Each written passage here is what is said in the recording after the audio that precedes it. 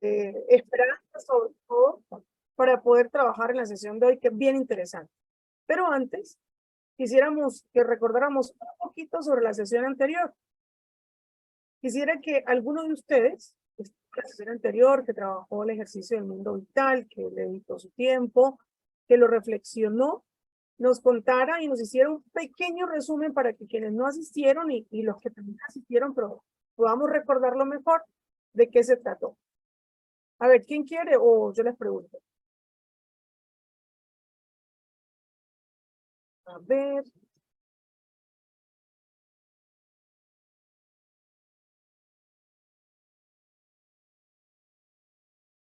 Bueno, entonces voy a pedirle el favor a Sandra, que está ahí como muy concentradita. ¿Cómo no? Con mucho gusto. Gracias. En la sesión pasada, hicimos un ejercicio reflectivo e introspectivo de cada uno de nosotros. Hicimos un círculo que por ahí nos mandaron en la tarea que representaba como todo nuestro entorno y alrededor de él teníamos que colocar cuáles eran nuestros horizontes, aquellos aspectos en los cuales pues son como muy importantes para nuestra vida, son como los ejes de nuestra vida. Por ejemplo, el trabajo, la familia, la espiritualidad, los amigos, etcétera. Y también teníamos que ubicar nuestro punto vital dentro de todo ese entorno y todos esos horizontes, acercándolo más al que nosotros pues teníamos como más fuerte y con el que teníamos mayor interacción, así lo comprendí yo. Después teníamos que poner como vías de ida y de vuelta, ¿verdad?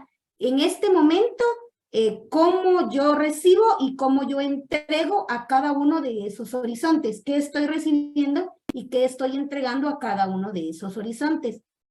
Los mismos los graficamos ahí con un dibujito como Dios nos ayudó, porque yo de verdad para el dibujo no soy nada buena ya. Miguel Ángel lo tuvo que haber visto en mi tarea, malísima, pero ahí hicimos el esfuerzo por graficar cómo representa en una imagen, cómo nos representamos en estos horizontes. Y también teníamos que hacer el análisis interno de en estos horizontes, por ejemplo, en la familia o en el trabajo, en qué momento yo me siento con plenitud en este horizonte y en qué momento yo me siento en conflicto con estos horizontes. Y pues lo teníamos que hacer por cada uno de los horizontes que planteábamos y fue muy interesante en mi retroalimentación. Por ahí me decía Miguel Ángel, te das cuenta que estás repitiendo varias palabras y habían cosas que uno miraba como no horizontes o como no tan importantes que al hacer la introspección, como que uno se da cuenta, dice, ¿qué estoy recibiendo acá? ¿Qué estoy dando? Y hay aspectos de la vida donde no creí que estuviera en conflicto, donde realmente sí podemos estar en conflicto, ¿verdad? Entonces, en resumen, por ahí nos pusieron un ejemplo. Ese no es el mío, no vayan a creer, el mío no estaba tan bonito. Entonces, en resumen, eso fue lo que hicimos en la sesión anterior. Excelente resumen, Sandra. Este es un trabajo de Leili, ahí lo ven, Leili Beth Flores. Quería mostrarlo porque le quedó muy chévere. No, todos hicieron unos trabajos muy buenos a mano, en computador, se esmeraron mucho. Miren cómo organizó ella aquí por colores sus horizontes, su relación, su reflexión, su posición vital.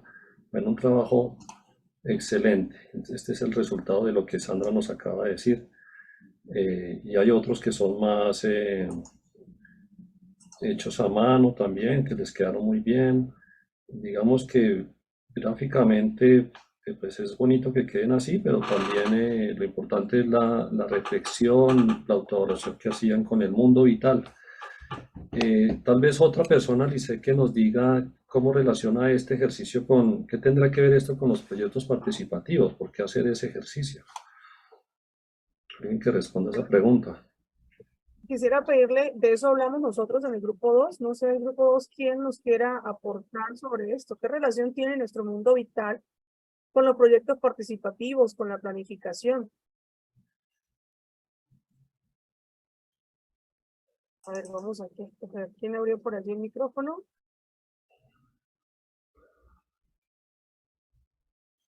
ver.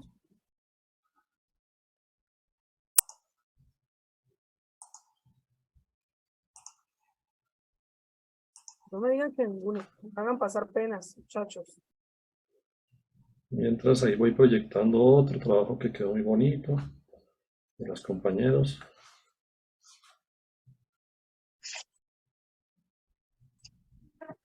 No, de verdad los felicitamos por esmerarse y también haber hecho el esfuerzo de subirlo en el Classroom para nosotros hacerles la retroalimentación. Los que no lo han hecho todavía de subirlo al Classroom todavía están a tiempo. No es difícil, el jueves tuvimos una sesión para asesorarlos para que pudieran hacerlo. Entonces, esta semana que viene volveremos a darles esa asesoría técnica. Tal vez Keila o Lorena nos puedan contar cuál es la relación de nuestro mundo vital con la planificación, con los proyectos participativos. Keila, ¿se fue?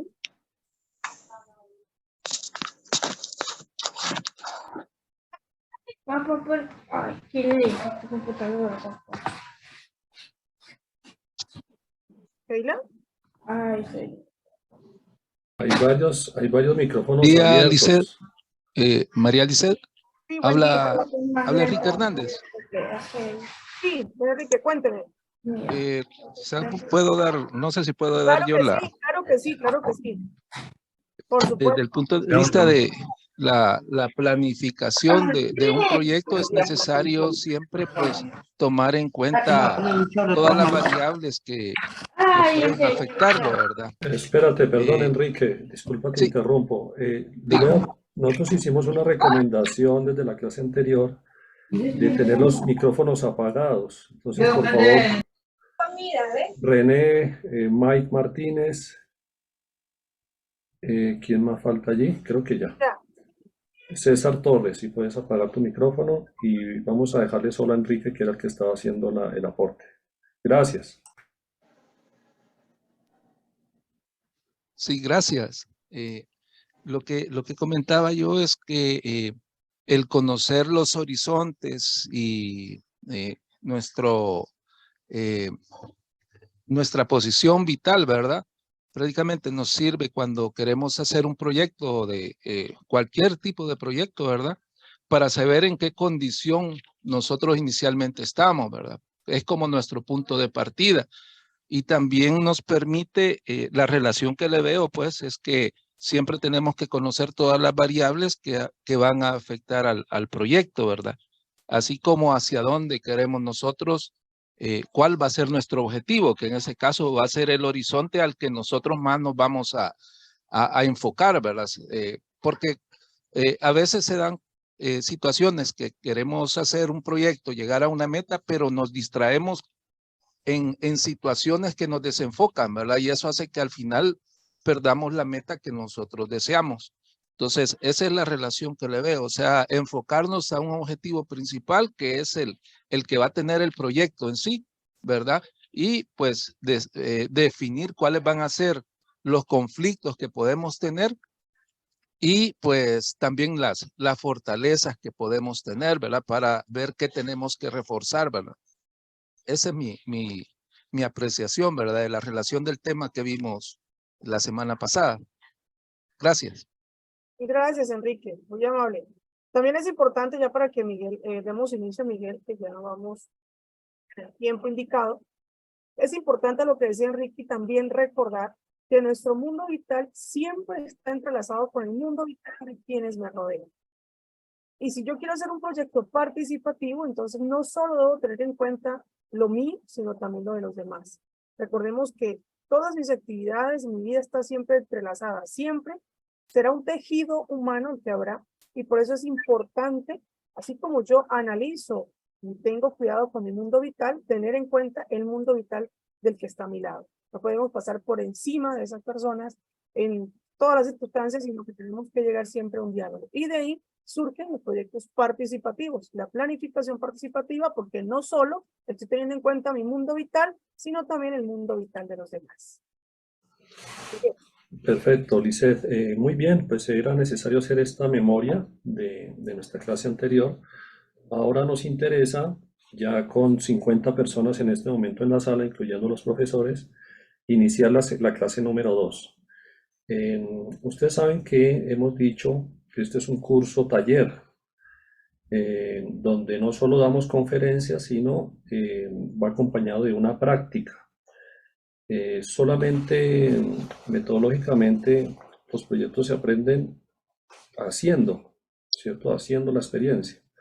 Entonces hoy les vamos a pedir que tengan ahí listo, les hemos recomendado en el Classroom está el instrumento rejilla de necesidades, que está en la clase 2, instrumento rejilla de necesidades, ese es el que vamos a trabajar hoy. Por favor, si no lo tienen, váyanlo descargando mientras vamos dándoles estas pautas. Muy bien, entonces estamos en un proceso de planificación participativa donde es importante ir haciendo un análisis de la acción pastoral. Yo creo que eso es importante que ustedes tomen nota y lo tengan claro. Por favor, quien tiene su micrófono abierto, si lo puede apagar. Creo que es Ruth. Gracias. El centro del análisis en nuestra planificación participativa es nuestra propia acción pastoral, en este caso la acción pastoral de la parroquia. Y entonces dentro de ese análisis hemos partido de analizar nuestro mundo vital como agentes de pastoral. Yo les pregunto, ¿será que el agente pastoral tiene alguna influencia en la acción que realiza? Por eso es importante que seamos capaces de ubicar en qué estado está nuestro mundo vital y, como decía Lisset, también el de los demás que pertenecen a los grupos o a los equipos de la parroquia, para que juntos construyamos desde lo vital el proyecto. Pero también es importante escuchar en un proceso participativo, es fundamental escuchar y buscar interpretar las necesidades de nuestros interlocutores, de nuestros destinatarios, o sea, esos niños, esas niñas de la catequesis o de la infancia misionera, o esos destinatarios que son jóvenes de los grupos juveniles, o aquellos adultos que pertenecen a los diferentes grupos, o simplemente la gente de nuestra comunidad, de nuestro pueblo, que se acerca a la parroquia, a las Eucaristías. Bueno, todos los destinatarios en los diferentes campos de acción en los que nosotros estamos, es necesario escucharlos. Eso permite objetividad en la acción que realicemos, no es solamente desde nosotros, sino teniendo en cuenta su palabra. Epistemológicamente, es un cambio de lugar del conocimiento de la realidad. Exige ese esfuerzo, que no conozcamos la realidad de la parroquia desde nosotros, desde nuestra mirada, nuestra mentalidad, sino que hagamos un esfuerzo de pararnos de la silla, movernos hacia donde están nuestros destinatarios y ver la realidad. ¿Qué dicen ellos de la pastoral? ¿Qué dicen ellos de la parroquia? ¿Qué dicen ellos de la iglesia? ¿Qué dicen ellos de Dios? ¿Qué les estamos ofreciendo y cómo lo reciben? Es colocar al destinatario como sujeto, no como objeto de la pastoral, sino como sujeto. Y eso significa que ellos tienen una palabra que expresar a la acción pastoral. Y hay que escucharla y hay que valorarla con respeto, con atención, inclusive con autocrítica. Ellos y ellas son determinantes a la hora de escoger la respuesta más adecuada que tenemos que dar a nivel de evangelización, a nivel pastoral. Y la pregunta que vamos a tener aquí de fondo, desde un punto de vista de fe, es ¿cómo se está manifestando Dios en las realidades de nuestros interlocutores, de nuestros destinatarios? Y entonces está el sentido de fe. Porque allí es el lugar donde Dios acontece, en ellos, en ellas, en su vida, en su historia. Y en eso, pues, si alguien tiene, por favor, una Biblia ahí a la mano, les pedimos que busquen este texto. El Dios del Éxodo, en ese capítulo 3, versículos del 7 al 8. Mientras yo voy aquí dando algunas pautas más, por favor, alguien que lo busque y nos pide la palabra para leer el texto. ¿Listo? También el documento de Puebla, la conferencia del Encuentro de los Obispos Latinoamericanos, en la cual participó Monseñor Romero, por ejemplo. Ustedes saben que Monseñor Romero tenía muy presente escuchar y acompañar al pueblo en un momento muy crítico de violencia, de guerra, de persecución. En ese momento salió esta conclusión, esta orientación, una invitación a la conversión, responder a sus necesidades y no a las nuestras, como nos va diciendo el documento de Puebla. Y también a nivel del Evangelio, del Nuevo Testamento, nos dice Marcos, ese pasaje de Jesús, la multiplicación de los panes.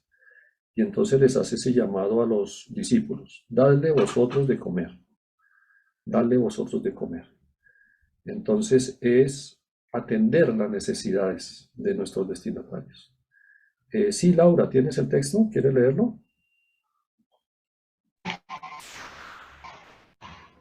Bien, les leo en el libro del Éxodo, en el capítulo 3, versículos 7 y 8.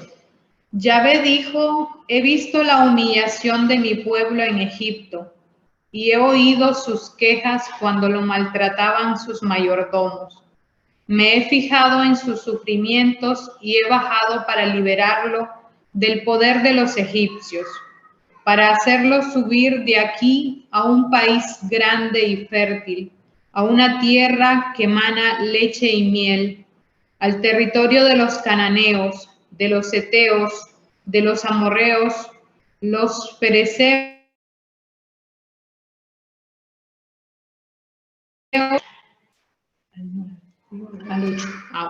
palabra de Dios. Te alabamos, Señor. Te alabamos, Señor. Gracias, Laura, y saludos a los compañeros que están ahí contigo. Bueno, miren, este texto entonces nos invita a que hagamos este ejercicio como lo hace el Dios del Éxodo. Escuchar, abajarse, y no quedarse ahí, sino también dar una respuesta. En este caso, con el pueblo de Israel fue una respuesta liberadora frente a la opresión que estaban viviendo en ese imperio egipcio, ¿cierto?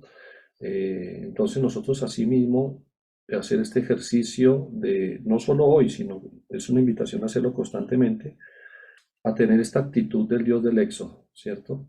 De abajarnos, de escuchar, de ser sensible, de tener esa misericordia, detectar las necesidades, el clamor, dice, los gritos y el clamor de su pueblo, y dar una respuesta liberadora, ¿cierto? Y ahí dice llevarlos a una tierra, la tierra prometida, una tierra de paz, de felicidad, ¿cierto? De justicia.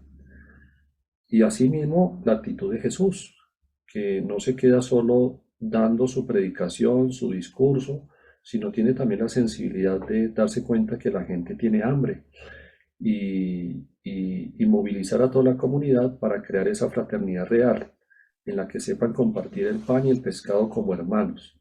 Esa es la respuesta que nos propone Jesús. Hacer partícipes, ¿cierto? Los mismos destinatarios de su proceso y del reino de Dios. Lisette, si quieres continuar. Por eso, en el ejercicio de hoy, que es supremamente importante, le decía yo, le agradezco por favor a Anielka y a Mario, Mario ya, pero Anielka sí, por favor, silenciar su micrófono, si es tan amable. Gracias. Silenciado, perdón. Son unos aspectos bien importantes. La rejilla de necesidades, que es el ejercicio que vamos a trabajar hoy, tiene unos elementos bien importantes para hacer esta escucha de la que Miguel nos hablaba, de poder responder realmente a las necesidades de las comunidades en las que nosotros desarrollamos nuestra acción pastoral. Hay varios elementos, los gritos y las necesidades. ¿Qué son los gritos? Son aquellas manifestaciones y expresiones espontáneas.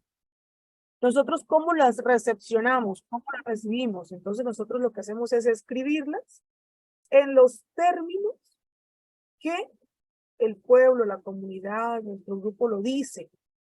Son expresiones de deseos, de carencias, de frustraciones, aprobaciones e inconformidades frente a la propuesta que les presentamos.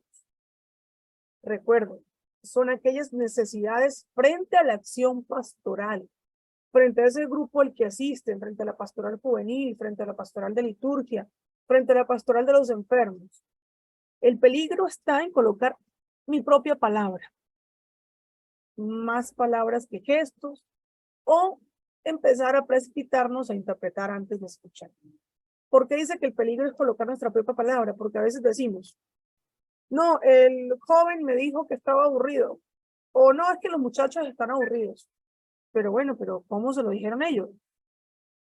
No, se ven aburridos. No, no es que se vean aburridos o que usted concluya que están aburridos. Es cómo lo expresan ellos. Ah, no, que uno de los muchachos dijo, ay, otra vez lo mismo. Y que el otro se sentó y cruzó las piernas y con sus manos sostuvo la cabeza y casi se queda dormido. Ah, bueno, esos son los gritos. Entonces, uno de los gritos fue cuando dijo, otra vez lo mismo. ¿Y cuál fue el otro grito? La actitud del otro chico cuando se sentó, cruzó las piernas y pareciera que estuviera en la playa. Cuando nosotros empezamos a buscar gritos, eso es lo que nosotros debemos escribir, lo que debemos decir, lo que debemos tener en cuenta. ¿Por qué? Porque de ahí, entonces sí, nosotros vamos a empezar a interpretar las necesidades. Pero primero, es muy importante, con las mismas palabras que ellos usan, con las mismas expresiones que ellos dicen, nosotros debemos escribir lo que escuchamos. Esos gritos, en palabras, actitudes, gestos, son los gritos de nuestras comunidades. Y el segundo elemento son las necesidades, que ya son potencialidad y carencia. Entonces es aquí donde se revela de forma ya apremiante, urgente, el ser de la persona en su doble condición. Son un tema ligado al enfoque de desarrollo. El modelo actual en nuestros países privilegia como satisfactor de las necesidades humanas solo el mercado, el consumo de bienes y el factor económico. Se trata de vivir y realizar las necesidades de forma continua y renovada, sin limitarse solo a satisfacer y colmar. Así como en nuestra sociedad diaria, nuestra vida diaria, existen muchísimas necesidades. La idea es no quedarnos solo en colocar pañitos de agua tibia, tampoco a nivel pastoral, sino que realmente poder interpretar esa situación, esa necesidad verdadera, escuchando los gritos para luego poder dar respuesta. Entonces la pregunta que nos surge a nosotros es, ¿cuáles son los gritos de nuestros interlocutores hoy en nuestra acción pastoral? Muy bien, muchas gracias. Gracias. Ajá. Entonces, continuando con la explicación y ya vamos a ir a los grupos, donde vamos a estar 1 hora. Entonces, ¿cómo vamos a hacer esta escucha, esta percepción de la acción pastoral desde lo que dicen nuestros destinatarios, nuestros interlocutores? Ese es el ejercicio que vamos a hacer. Percibir lo que dicen nuestros interlocutores, nuestros destinatarios de la acción pastoral que nosotros le estamos proponiendo. Por eso, en el proceso, lo primero que les vamos a pedir es que seleccionen un campo de acción y hagan una lista de actividades que realizan allí. Por ejemplo, un campo de acción puede ser la organización, porque yo pertenezco al comité o a la comisión o al consejo parroquial, entonces ahí hacemos reuniones organizativas de todas las actividades que hacemos durante el año. Entonces voy colocando todas las actividades en el campo de la organización, reunión de preparación de Semana Santa, las reuniones que hacemos para planificar el año, reuniones para sí, todo lo que vamos, que tienen que ver con la organización. Ese puede ser un campo, vayan pensando si ese es el de ustedes. Seguramente muchos de ustedes tienen el campo de la formación, porque son catequistas o porque son agentes de pastoral que están dando constantemente formación en diferentes pastorales. Entonces colocan ese campo, formación y las actividades que realizan. Taller de relaciones humanas, taller bíblico, curso del Nuevo Testamento, bueno, actividades que ustedes hacen a nivel formativo, clase de catequesis de primera comunión, bueno, todo lo que hacen a nivel formativo que ustedes brindan como agentes de pastoral y que ahí tienen un grupo de destinatarios.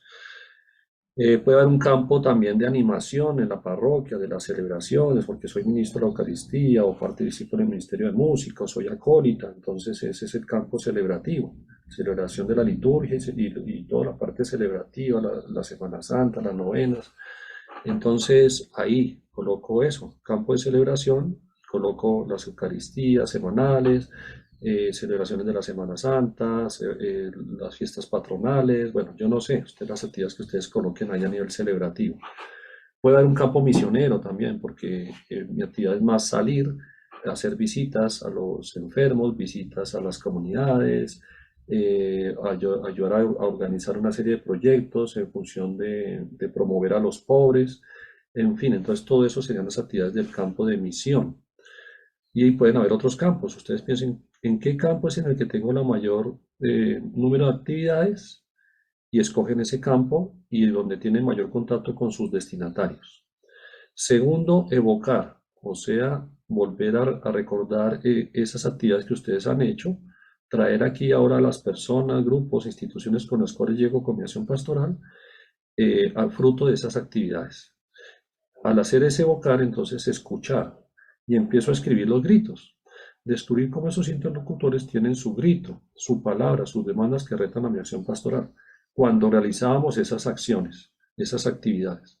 Entonces, como les puso el ejemplo Lisset, yo voy escribiendo la palabra que ellos dijeron, así como la dicen ellos, o los gestos, sí, los gestos que tenían también a nivel de corporal, ¿no? Sus posturas, que también hablan mucho, ¿no? Entonces puedo colocar o describir esos gestos o escribir directamente la palabra, el grito como lo dijeron. Y voy recogiendo todo eso. Y finalmente, después de esa escucha profunda, empática, paso a interpretar. ¿Qué me están queriendo decir con esos gritos? ¿Qué necesidades tienen ellos y ellas hacia la acción pastoral? Y hay que ponerlo en términos de la acción pastoral. Según lo que ellos me están diciendo, están necesitando que la acción pastoral sea más creativa, que la acción pastoral sea más dinámica, que la acción pastoral sea más organizada, que la acción pastoral tenga mayor impacto, mayor transformación para sus vidas, sea más significativa para ellos.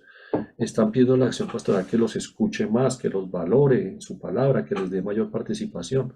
Pero yo eso no lo saco sin haber antes escuchado los gritos. Tiene que estar apoyado en el paso anterior. ¿Listo? Entonces, evocar, escuchar e interpretar. Ese es el proceso que vamos a seguir.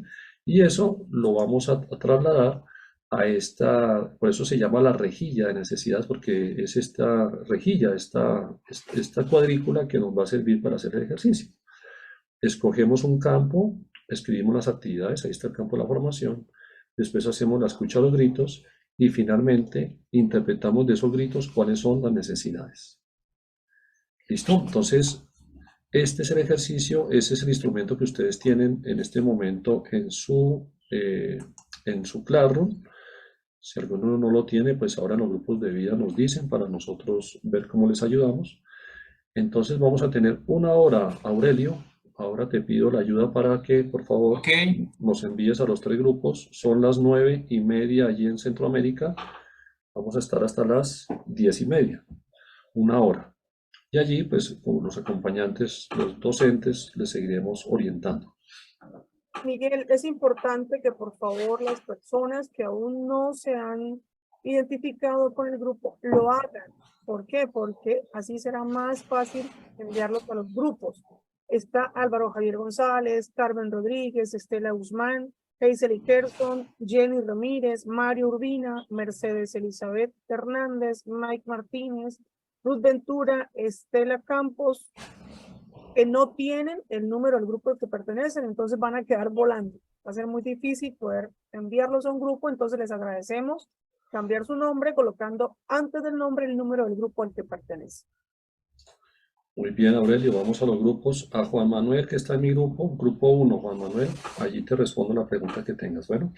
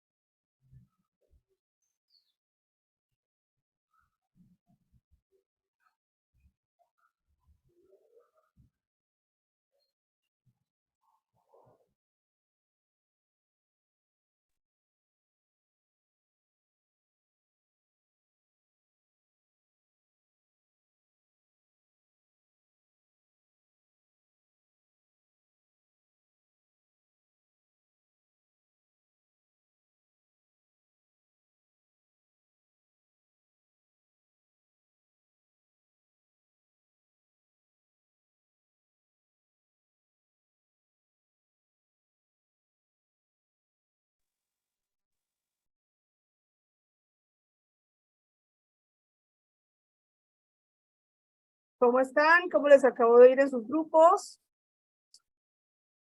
Hola, Denise. Hola, Miguel. Muy bien, Lisette, muy bien nos fue. Muy enriquecedor. Hola. Hola, hola Lice, ya regresamos. ¿Cómo te fue, Denis? Ahí quedamos Muy, ahorita por todos nosotros. muy bien, solo con falta de tiempo, pues. Sí, sí, sí. Como siempre. Siempre, Sí, siempre será eso. sí, pero muy bien, muy buenos comentarios.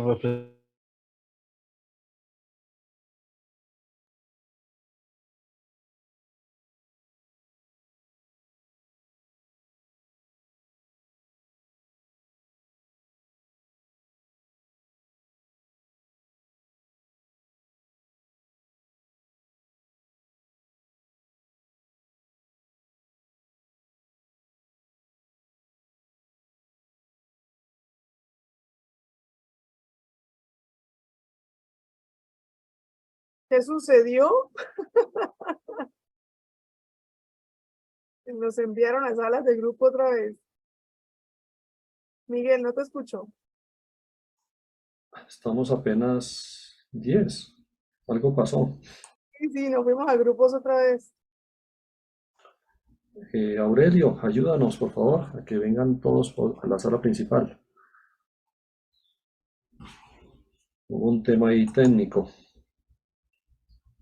Mientras yo voy proyectando la presentación que sigue, ya, ahí ya vienen todos en...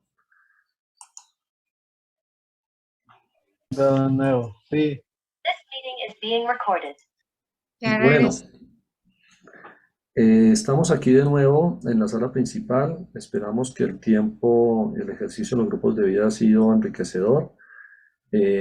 A veces es complicado poder lograr que todos hablen en el grupo de vida, pero ahí vamos tratando de acompañar de una forma personalizada y ir aclarando las dudas. Y bueno, uno se apoya en lo que le aportamos a algún compañero o compañera y eso le guía al otro, ¿no? De todos modos, este último momento es para cerrar el ejercicio y aclarar también las dudas y entender mejor los conceptos del ejercicio. Por eso ahora les queremos proponer entender un poco mejor cuando nos referimos, ¿está la proyección, Lisette? ¿Me confirmas? Sí, Miguel. Ok. Sí. Entonces con mi compañero Denis vamos a hacer ahora una exposición donde les vamos a aclarar los términos, ¿no? En el ejercicio hay varios términos. Primero, el campo de acción.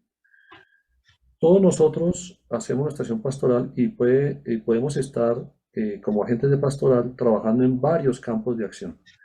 Para el ejercicio solo trabajamos con un campo de acción y en ese campo hicimos una lista de actividades detallada.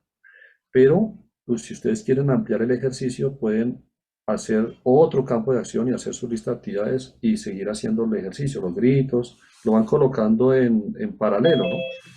Eso se puede hacer, ¿listo? Para que ustedes sepan, o en una parroquia se reúne el grupo y van escribiendo los campos de acción en los que trabajan en la parroquia, van escribiendo los gritos, las actividades y los gritos en cada campo y al final las necesidades. Y ahí es donde se arma la rejilla. Ese ejercicio se puede hacer, no solo personal, sino en grupo, para que ustedes lo entiendan, ¿listo? Entonces, el campo no es agrupar por destinatarios, es agrupar por acciones comunes, ¿cierto? Si yo doy un curso, un taller, una clase, estamos hablando de actividades en el campo de la formación. Si yo hablo de reunión de planificación, reunión de organización, coordinar líderes, todo eso son actividades del campo de la organización. Cada campo tiene sus actividades y hay que saberlas agrupar y entender lo que es un campo. Segundo, los gritos. Seguramente les pasó, como en mi grupo, que en vez de colocar gritos, estaban colocando ya necesidades o estaban inclusive colocando juicios sobre los destinatarios. Los gritos, les repetimos, son las palabras como lo expresan nuestros destinatarios. En mi grupo salió, por ejemplo, que algunos padres de familia tienen problema con el uso de la tecnología por parte de sus hijos. Entonces, yo les preguntaba, ¿pero cómo lo dicen? Entonces los padres de familia decían, es que estos patojos no sueltan ese celular. Eso es un grito. Incluso la palabra patojo. Si fuera en Colombia, aquí dirían, ese chino no suelta ese celular. Así lo Ese decimos aquí en pegote. Colombia. Ese pegote, ese chino no dice, no suelta ese celular, no suelta ese aparato. Así, ese es el grito del papá. Yo no sé cómo quitarle esa maña de estar pegados a ese celular, a esos chinos. Así lo diríamos acá. Allá, entonces, estos patojos no sueltan, ¿sí? La palabra, como lo dicen ellos, no es, no, es que yo cómo voy a decir eso. No, es como lo dicen ellos. No, entonces hay que quitarle como la interpretación mía, sino escuchar tal cual sus palabras y sus gestos. Esos son los gritos. Y las necesidades, aquí es donde vamos a entrar a profundizar. Las necesidades entonces se definen como carencias, en este caso de la acción pastoral. Pero también detrás de las necesidades hay potencialidades que están dormidas y que buscan salir fruto de este tipo de proyectos participativos. Entonces son ese tipo de carencias, pero también de potencialidades humanas que pueden ser individuales, pero también un pueblo, una comunidad puede expresar su necesidad, puede tener su grito y su necesidad. Por eso también hay necesidades colectivas. Fruto de un estudio que se hizo ya hace unos años aquí en Latinoamérica, liderado por un economista, investigador, Manfred Magnif, que es chileno, pero de origen belga, por eso tiene ese apellido Magnif. Una persona que además se encuentran ahí en el Claro en un video donde él da un testimonio sobre cómo entiende el tema del desarrollo. Hicieron este ejercicio y identificaron que en el desarrollo es importante que se dé a escala humana y eso supone detectar y definir las necesidades fundamentales. En el estudio llegaron a definir que no son muchas las necesidades y además las necesidades permanecen en el tiempo. Lo que se necesitaba hace 50 años es la misma necesidad de hoy y seguramente se seguirá necesitando en el futuro.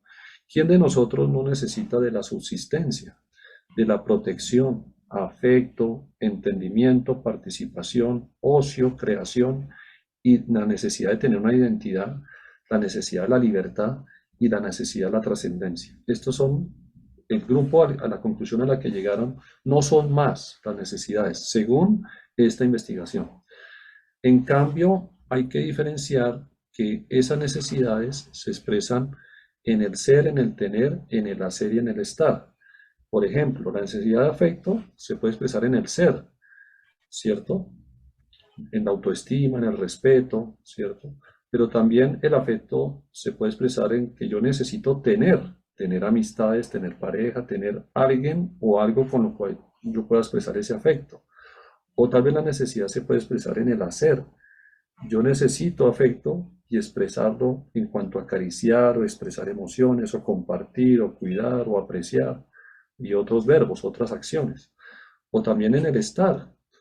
La necesidad de afecto se puede expresar también en el ambiente que yo necesito para sentir ese afecto, como el hogar. Un hogar que sea amoroso, que me dé afecto y que yo reciba y dé afecto. Entonces, la misma necesidad se puede expresar en el ser, en el tener, en el hacer o en el estar. Muy importante que nosotros entonces distingamos estas necesidades fundamentales. Es diferente a los satisfactores o las respuestas a esa necesidad, ¿cierto? Como ya dijimos, la necesidad se expresa como una carencia o como una potencialidad que quieres salir y que necesita ser expresada, necesita ser satisfecha. Entonces ahí está la diferencia con los satisfactores, Denis.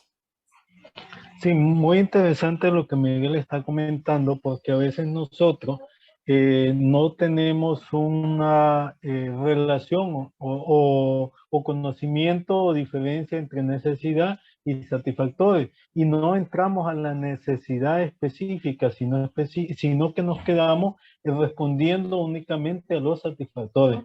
Y no olvidemos que los satisfactores están referidos a todo aquello que por representar formas de ser, tener, hacer y estar, contribuye también a la realización de las necesidades humanas. Sí, repito, todo aquello que está referido a lo que nosotros queremos, tenemos, somos, entonces esto ayuda a la realización de las necesidades humanas. Por ejemplo, usted tiene la necesidad de comunicarse, Sí, esa es la necesidad en este mundo, comunicarse con otro fuera en otro contexto. Entonces el satisfactor no necesariamente es el iPhone último modelo, sino que va a ser un aparato de comunicación que le permita a usted comunicarse. Pero en nuestros contextos a veces se le dan énfasis a algunos satisfactores que van más allá de las necesidades y pueden incluir, entre otras formas, de organización, estructuras políticas, prácticas sociales, condiciones objetivas,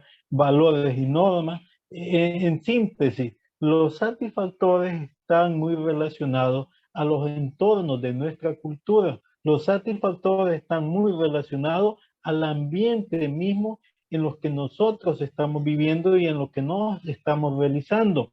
Entonces, de acuerdo a nuestros procesos culturales, respondemos distinto a nuestras necesidades y a veces pastoralmente no respondemos de acuerdo al entorno cultural. Entonces el satisfactor que ofrecemos no es el eficiente y por eso nuestras prácticas o nuestras respuestas no responden a las necesidades mismas de la gente. Entonces, cuando respondemos a la necesidad, es muy importante tener en cuenta esos elementos. Los satisfactores entonces varían a lo largo de la historia, ¿sí? ¿Cómo nos comunicábamos? Sí, la necesidad de comunicación siempre ha existido. Antes no existían los celulares y bien nos comunicábamos. Y los adultos decimos hasta mejor, ¿sí? Los satisfactores entonces van a responder y van a ir variando de acuerdo a los procesos sociales, económicos, políticos que representan nuestra cultura. Los satisfactores entonces son lo histórico de las necesidades y los bienes y servicios, su materialización de acuerdo a ese entorno y a ese mismo contexto. Y vayan relacionándolo ustedes de acuerdo a sus necesidades pastorales, ¿sí? Como antes pueda que la respuesta a esa misma necesidad era un poco distinta, porque los satisfactores van a ir respondiendo a la historia misma. Y por eso entonces la acción pastoral va requiriendo de novedad. Los bienes económicos en el capitalismo industrial y también lo tecnológico han ido condicionando de una forma muy abrumadora el tipo de satisfactores dominantes. Los procesos económicos, el capitalismo como sistema, el modelo económico nos va poniendo algunos satisfactores ahí desde una perspectiva de lucro y nos va poniendo en algunos momentos que el satisfactor lo ve como fin y no como medio. Algunos satisfactores únicamente son medios para lograr a que la gente viva en plenitud y no necesariamente el fin. Pero en este sistema, en este contexto, a veces nosotros ponemos primero el fin lo que ofrecemos lo vemos como fin y no como medio a la plenitud, que es lo que buscamos con nuestra acción pastoral. Entonces hay una desmedida uso al servicio de artefactos y cuando tenemos necesidad queremos responder exclusivamente con artefactos. Miguel, adelante. Gracias, Denis. Antes de continuar, por ahí levantó la mano Francisco. ¿Qué intervención tenías? ¿Qué pregunta tienes, Francisco? Sí, buenos días a todos. Bueno, yo creo que en cuanto al tema este que estamos tratando, yo creo que hay ciertos elementos que se tienen que rescatar y que son de suma importancia, ¿verdad? La primera es de que hay que manejar el tiempo de antes de la pandemia y después de la pandemia. Recordemos nosotros que antes de la pandemia nosotros ya teníamos una serie de experiencias estructuradas con respecto a lo que es el trabajo pastoral. Pero al momento de que se acciona la pandemia, se gira un entorno bastante especial, ¿verdad? En donde existe un cambio de visión, o debería de existir un cambio de visión a ese accionar pastoral, ¿verdad? Y entonces, relacionado a lo que estamos hablando, me llama mucho la atención resaltar dos elementos que muchas veces a los entes activos pastorales dentro de las parroquias cuesta bastante desarrollar estos dos elementos que voy a mencionar ahorita. La diferencia entre escuchar y oír. ¿verdad? Porque muchas veces se nos queda en el oír, pero hay una gran diferencia con respecto al escuchar, ¿verdad? Luego, otro elemento que tiene que prevalecer en estos momentos post pandemia es la observación, ¿verdad? O sea, el poder desarrollar estos tres elementos, estos dos elementos importantes, que es escuchar, observar, más no oír, ¿verdad? Porque cuando oímos, pues es algo como que intrascendente, ¿verdad? Y queda ahí, pues, no nos lleva a un accionar, pero cuando estamos escuchando, todo el contorno de escucha tiene un proceso, diríamos, cognitivo muy especial, ¿verdad? Aparte de eso, yo recordaba hace algunos años a una persona que aportó mucho a lo que es la educación popular pastoral, que es Pablo Freire. Y Pablo Freire hablaba sobre el poder de la palabra. El poder de la palabra, o sea, la palabra en sí como tal tiene un poder. Y este poder es el que tenemos nosotros que rescatar dentro de nuestro trabajo pastoral. Muchas gracias. Gracias, Francisco, por tus aportes. Esa diferencia entre escuchar y oír. Ojalá no nos hayamos quedado en la mitad del camino solo oyendo, sino pudiendo conectar con nuestros destinatarios y escuchando más a fondo sus gritos. Y también, pues para nosotros es un referente Paulo Freire, y en esto que estamos compartiendo hay mucho de la educación popular. Muy bien, en los satisfactores entonces encontramos varios tipos de satisfactores, diferenciándolos entonces, como ya dijimos, de las necesidades. Hay satisfactores singulares que satisfacen una necesidad a la vez, siendo neutros respecto a la satisfacción de otras necesidades. Por ejemplo, la ropa. Usar la ropa nos satisface la necesidad de protección. Y ya, ¿cierto? Hay ropa que uno usa y busca satisfacer solamente esa necesidad. En ese momento se vuelve un satisfactor singular. Solo satisface la necesidad de protección. Los inhibidores son aquellos que por el modo en que satisfacen, generalmente sobresatisfacen una necesidad determinada, dificultan seriamente la posibilidad de satisfacer otras necesidades. Entonces hay, por ejemplo, el paternalismo, ¿cierto? La sobreprotección. Cuando los hijos son sobreprotegidos y hay un exceso de paternalismo o maternalismo, sí, se puede satisfacer esa necesidad de seguridad, de protección que tienen los dos hijos, pero podemos inhibir otras necesidades como la libertad o la identidad o la participación. Se inhiben, ¿cierto? Hoy escuchaba una conferencista que decía, a los hijos hay que dejar que extiendan sus alas, pero cuando los sobreprotegemos, esas alitas se entumecen, porque no les damos libertad, los sobreprotegemos, andamos todo el tiempo transmitiéndoles nuestros miedos. Entonces son satisfactores inhibidores. Pueden satisfacer una necesidad, pero por la forma como lo satisfacen, inhiben el desarrollo de otras, la satisfacción de otras necesidades. Están también los pseudo-satisfactores, que son los que dan una falsa sensación de satisfacción a una necesidad determinada. Entonces esa es la característica. Los pseudo-satisfactores son aquellos que dan una falsa sensación de satisfacción. El cigarrillo es un pseudo-satisfactor, porque te da una sensación como de tranquilidad, de paz, así no lo venden, pero después de que se te acaba un cigarrillo, se te va esa sensación, y entonces, ¿qué tienes que hacer? Consumir otro cigarrillo. Y ahí es donde empezamos con temas de, ¿cómo se llama eso? De adicciones, por ejemplo. Entonces, esos son los pseudo-satisfactores. Están los destructores, que esos son terribles porque se supone que son satisfactores, pero con el pretexto de satisfacer una necesidad terminan aniquilando la satisfacción de otras, de esa misma necesidad o de otras. Por ejemplo, que a veces los mismos pueblos caen en la manipulación y empiezan a pedir mano dura. Necesitamos mano dura aquí frente a las maras, frente a las pandillas, frente a estos jóvenes vándalos. Y entonces, muy bien, el satisfactor entonces es la mano dura, la militarización, el armamentismo, la represión. Y muy bien, ese es un satisfactor que, ay, mire cómo estamos ya más tranquilos, pero eso termina destruyendo hasta la misma subsistencia, ¿no? La libertad, la participación, las democracias están en peligro cuando se da ese satisfactor de las dictaduras, sean dictaduras de frente o dictaduras camufladas de democracia. Ese es un satisfactor destructor, como muchos otros pueden haber. Y finalmente, Denis, si quieres explicar este último, que serían los ideales, los satisfactores sinérgicos.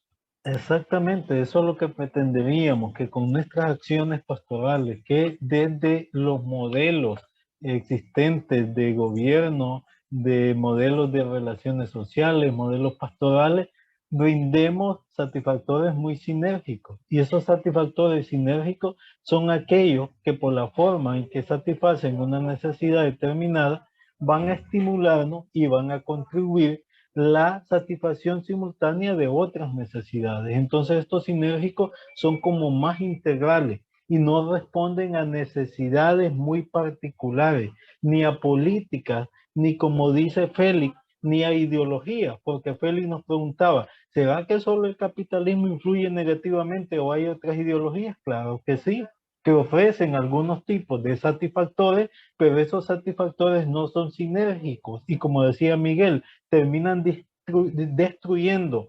el contexto mismo de la sociedad, el ambiente mismo pastoral, y así también como hay ideología, pueden haber doctrinas, ¿sí? Pueden haber estilos que van a aniquilar la felicidad y la plenitud que estamos buscando. Entonces, no solo en este momento y en el siglo XX y XXI, que ha venido prevaleciendo algunos modelos donde el consumo es lo que se nos vende como satisfacción, ¿sí? Pero también existen otros elementos, ideologías equivocadas, doctrinas que no responden a los valores evangélicos, todo eso destruye y no satisfacen las necesidades, sino más bien crean otras necesidades en el marco de los grandes niveles que Miguel nos estaba comentando. Entonces, aspiremos, Miguel, a que tengamos satisfactores sinérgicos en nuestra acción pastoral.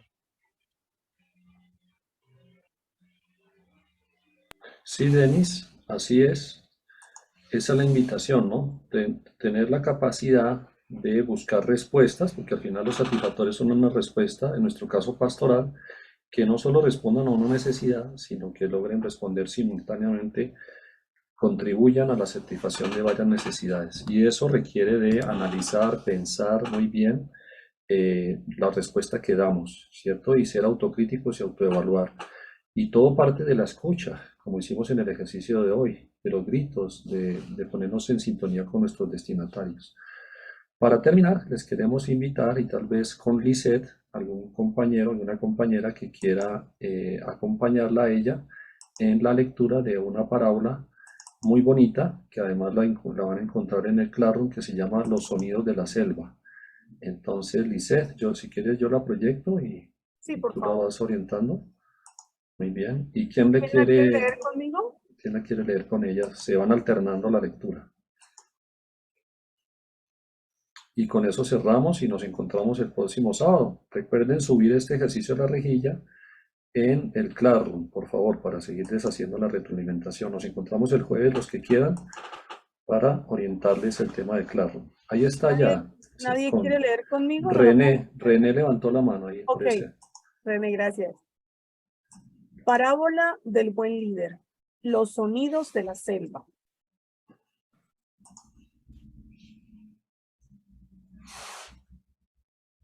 Hace muchos años, en el siglo III, el rey envió al templo a su hijo, el príncipe Nai, a estudiar con el gran maestro Panku. Como el príncipe Nai iba a suceder a su padre en el trono, Panku debía enseñar al joven los principios básicos para ser un buen gobernante.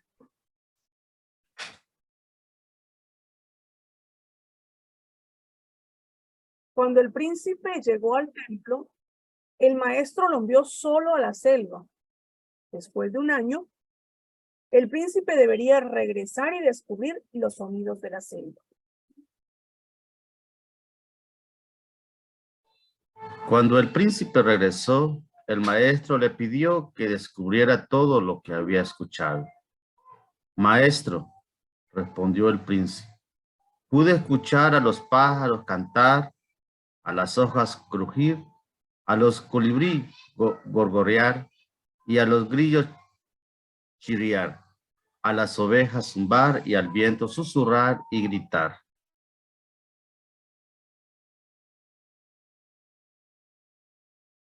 Cuando el príncipe terminó, el maestro le dijo que se devolviera a la selva para que escuchara más y más, puesto que había escuchado poco.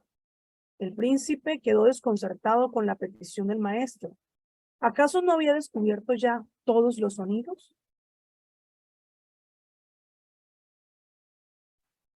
Día y noche sin descanso, el joven príncipe concentró en la selva a escuchar.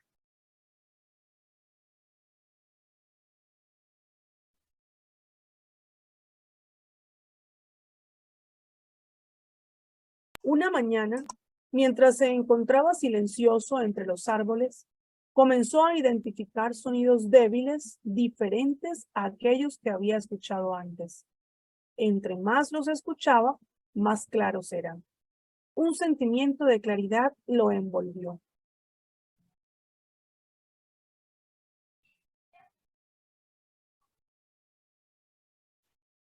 Estos deben ser los sonidos que el maestro quiere que yo discierna, pensó. Cuando el príncipe regresó al templo, el maestro le preguntó qué más había escuchado. Maestro, respondió el príncipe con reverencia, cuando escuché con más atención, pude oír lo inaudible, el sonido de las flores abriéndose, el sonido del sol calentando la tierra y el sonido de la hierba bebiendo el rocío de la mañana.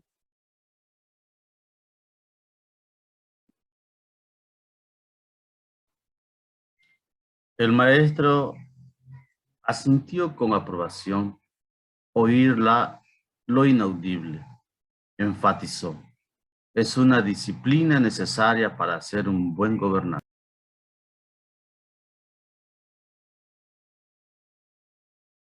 Porque solo cuando un gobernante ha aprendido a escuchar los dolores que no se expresan y las quejas de las que no se habla, puede inspirar la confianza de su gente, descubrir cuando algo está mal y satisfacer las verdaderas necesidades de sus ciudadanos.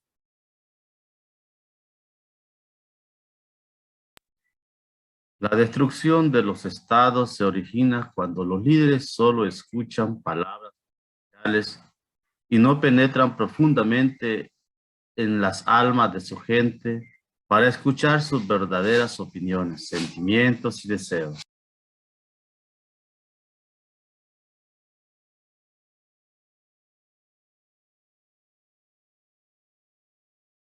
Igualdad para sembrar dignidad. Mujer, semilla de libertad.